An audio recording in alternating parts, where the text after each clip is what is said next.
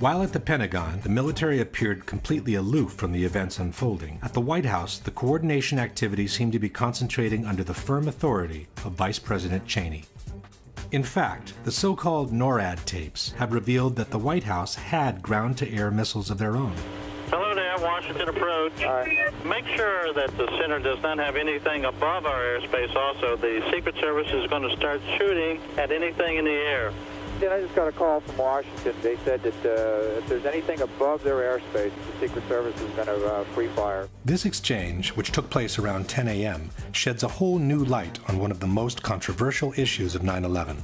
The sworn testimony by Secretary of Transportation Norman Mineta to the 9/11 Commission on May 2003. Mineta was being questioned about the events that took place in the PIOC, the underground bunker in the White House, from where Dick Cheney took charge of the situation after convincing President Bush to stay away from Washington for safety reasons. To fully understand the implications of this case, two things must be kept in mind. One is that according to the official version, Flight 77 crashed into the Pentagon at 9:37, while Flight United 93 crashed in Pennsylvania at 10:03. It's on this 26-minute window that hinges the whole credibility of the Vice President on his true role in the September 11 attacks. The second thing to keep in mind is that the order to shoot down civilian airliners came from the President through the Vice President only after the Pentagon had been hit. When the third plane hit the Pentagon, the magnitude of the attacks grew dramatically. We didn't know if there were other planes that had been hijacked.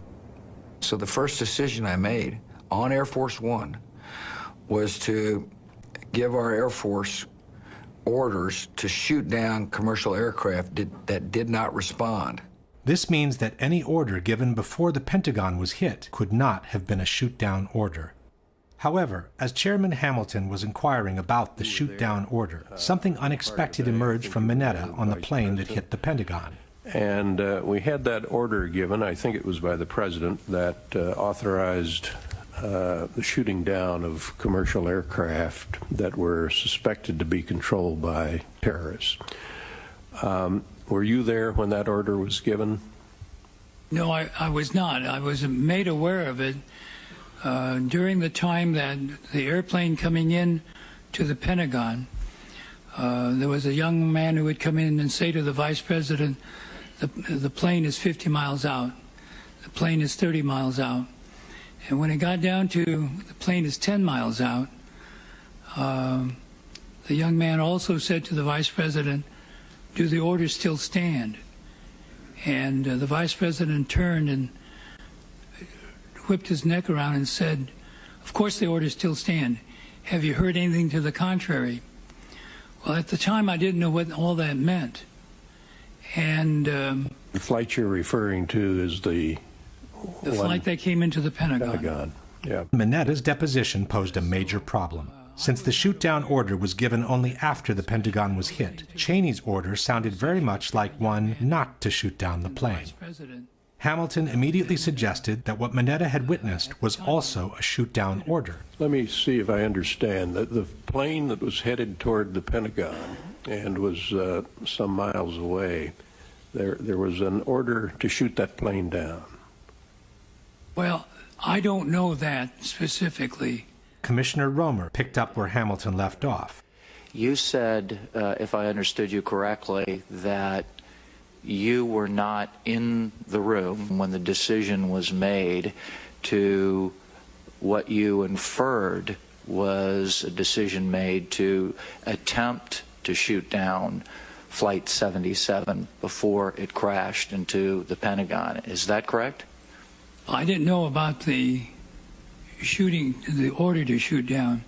Commissioner Romer then tried to suggest a different solution. Was there another line of communication between the Vice President and you said you saw Mr. Richard Clark on your way in? Was Clark running an operations center as well on that day? Dick was in the Situation Room. So there was a Situation Room making decisions about what was going to happen on shoot downs as well as the PIOC? I don't believe they were making any decisions. I think they were more information gathering from various agencies. Could it have been in the Situation Room where somebody in the Situation Room recommended the shoot down and the Vice President agreed to that? Commissioner Romer, I would assume that a decision of that nature would have had to be made at a much higher level than the people who were in the Situation Room. Unable to resolve the discrepancy, the 9/11 Commission took a series of dramatic steps. Firstly, they simply excluded Minetta's testimony from the final report. In the 560 pages of the report, Norman Mineta is mentioned only once, in an unrelated circumstance. His presence in the PIOC is never even acknowledged, and the video segment you have just seen has been removed from the Commission's official website, and it's no longer available. Secondly, the 9/11 Commission moved Dick Cheney's arrival in the PIOC to after the Pentagon had been hit. From the final report we read, the Vice President entered the underground tunnel leading to the shelter at 9:37, which is the same time the Pentagon was hit. The Commission stated that Dick Cheney remained in the tunnel for more than 20 minutes trying to complete a call to the President, and that he only entered the PIOC at 9:58. Why would the Vice President spend more than 20 minutes in a tunnel trying to make a phone call when the PIOC is fully equipped with all kinds of telephones has never been explained. As a third step, the Commission moved the exchange with the young man to after 10 o'clock and rewrote it in order to reconcile it with the official version. From the final report we read, at some time between 10:10 and 10:15, a military aide told the Vice President and others that the aircraft was 80 miles out. Vice President Cheney was asked for authority to engage the aircraft. The military aide returned a few minutes later and said the aircraft was 60 miles out. He again asked for authorization to engage. The Vice President again said yes. In summary, the window of time Mineta described as during the time of the plane coming into the Pentagon had become 10:10 to 10:15 in the Commission report. The 50 miles out reference by Mineta had become 80 and 60 miles out in the report. The 30 miles out and 10 miles out mentions by Mineta were removed, and the unspecified order by Dick Cheney to the young man had become a straightforward shoot-down order. And now that the episode had been moved to after 10 o'clock, the Commission could maintain that the exchange Mineta had witnessed was referring to Flight 93 when the shoot-down order was already in place, and not to the flight that hit the Pentagon.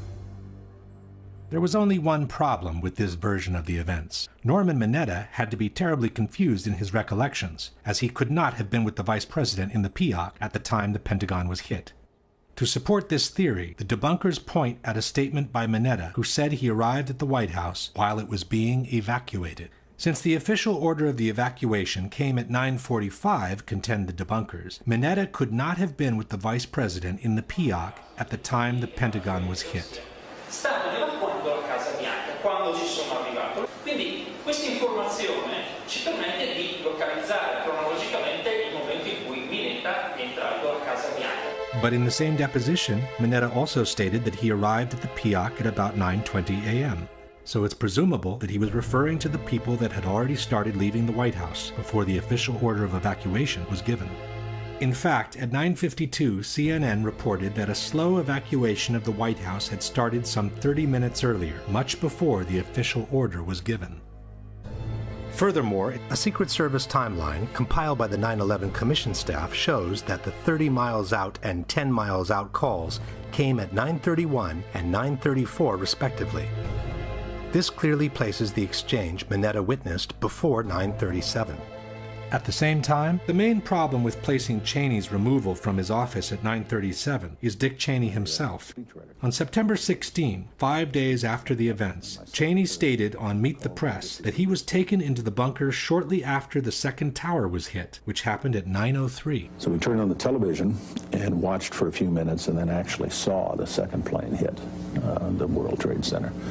I talked to the president while I was there over the next several minutes watching developments on television, and as we started to get organized to figure out what to do, my Secret Service agents came in, and they hoisted me up and moved me very rapidly down the hallway, down some stairs, through some doors, and down some more stairs into an underground facility. And they did that because they'd received a report that an airplane was headed for the White House. There are also several highly credible testimonies that place Dick Cheney's removal from his office shortly after 9:03. ABC News quoted White House photographer David Borer saying that just after 9 a.m., Vice President Dick Cheney was in his West Wing office when 2 or 3 agents came in and told him, "Sir, you have to come with us." Agents came inside the office and said, "Sir, you have to come with us."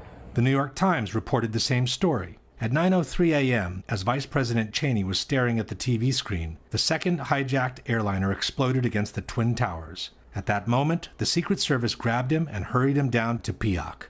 Richard Clarke, in his book Against All Enemies, wrote that soon after the second tower was hit, Cheney began to gather up his papers.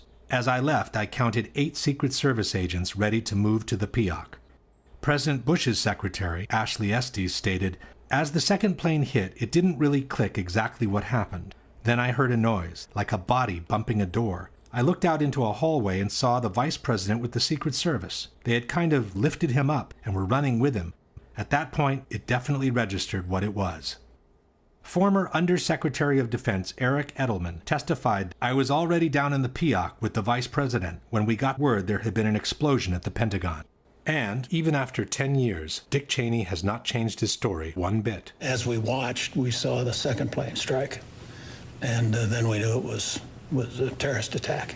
Then my Secret Service agent, lead agent, came bursting through the door of my office and said, "Sir, we have to leave now." While all these testimonies clearly placed Dick Cheney in the Peoc by the time the Pentagon was hit, the 9/11 Commission has admitted that the 9:37 entry time by Dick Cheney in the tunnel was based on alarm data which is no longer retrievable. And, most important of all, Mineta himself recalls being with the vice president by the time the Pentagon was hit. So then someone came in and said, "Mr. Vice President, there's been an explosion at the Pentagon." In the course of time, Secretary Mineta has never changed his story, repeatedly confirming both the location and the timing of the event. And then all of a sudden, as I was talking to him, he said, I lost the bogey, lost the target. I said, "Well, where is it?" He said, "Well, somewhere between Roslyn and National Airport." And about that time, someone broke into the conversation. Said, "Mr. Secretary, we just had a confirmation from a Arlington County police officer saying that he saw an American Airlines plane go into the Pentagon." That the exchange Mineta witnessed was referring to the plane that hit the Pentagon should be beyond doubt at this point. But we still don't know what was the order given by Dick Cheney to the young military, whose name turned out to be Douglas Cochran. In 2010, some researchers tracked down Mr. Cochran and asked him to clarify what the orders by Dick Cheney were. Mr. Cochran confirmed being the person involved in the exchange, but declined to elaborate. He simply stated that everything that happened on that day has been well documented. The 9/11 Commission report is the authoritative narrative on the events of 9/11. I have nothing to add. In fact, it turns out that in 2004, the 9/11 Commission did interview Douglas Cochran, military aide to the vice president, on the inbound aircraft and on the shoot-down language used. But his interview has been withdrawn from public access, and to this day, it remains classified. While we wait for that document to be declassified, we can piece together the information we already have. 1. The sky over Washington is Class Bravo, restricted airspace. It's called Prohibited Area 56. In order to enter it, an airplane must have clearance from air traffic controllers, active two-way radio communications, and its transponder must be on. Otherwise, it's to be considered hostile and it could be shot down. 2. As explained by former Secretary of Defense Caspar Weinberger, in a time of crisis, the Washington airspace goes into an actual lockdown. You would do what is being done, and that is closing off the entire airspace so that you, in effect, the whole Washington area is a no-fly zone, so that any planes that can't identify themselves and get into that are to be shot down. 3. The White House had ground-to-air missiles of their own. Hello there, Washington approach. Make sure that the center does not have anything above our airspace also. The Secret Service is going to start shooting at anything in the air. 4. As the unknown airplane was approaching the protected airspace, it had no clearance from air traffic controllers, no radio communications active, and the transponder was off. He said, "We're tracking an airplane coming in, but the transponder has been turned off.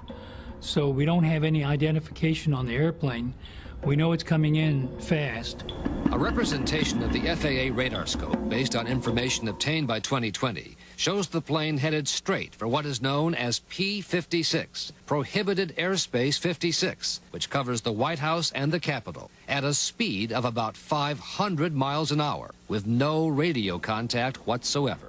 It would be unprecedented for a commercial plane to come screaming through your airspace at that kind of speed, unidentified, without making some type of communication. This made it a perfect candidate for a shoot-down, especially after 2 towers in New York had already been hit by an airplane.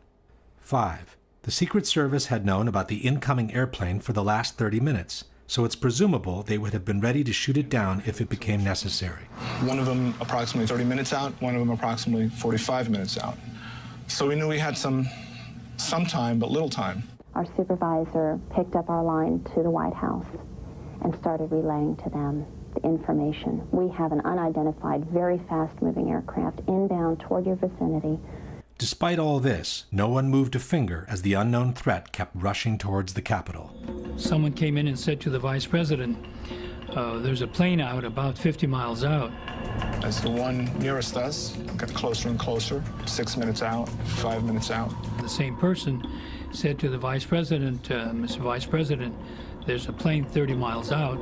The Washington controllers came up on the speakerphone. They started counting down 10 miles to the White House. The young man said, Mr. Vice President, the plane's 10 miles out. Do the orders still stand? And the vice president sort of whipped his head around and said, of course they do. 9 miles from the White House, 8 miles to the White House. 7 miles west, and it went 6, 5, 4. All the way down to 1 mile from the White House. But no missile was fired. Undisturbed, the plane turned around and went on to strike the Pentagon, causing the death of at least 125 people between military and civilians on the ground. Question: the Secret Service knew about the incoming plane for the last 30 minutes, was following it on radar, had the means to shoot it down, and should have done so in order to protect the Capitol, but they didn't. Why? In regards to the exchange between Cheney and the young man, can you suggest anything different from an order not to shoot down the plane as it was approaching Washington's protected airspace?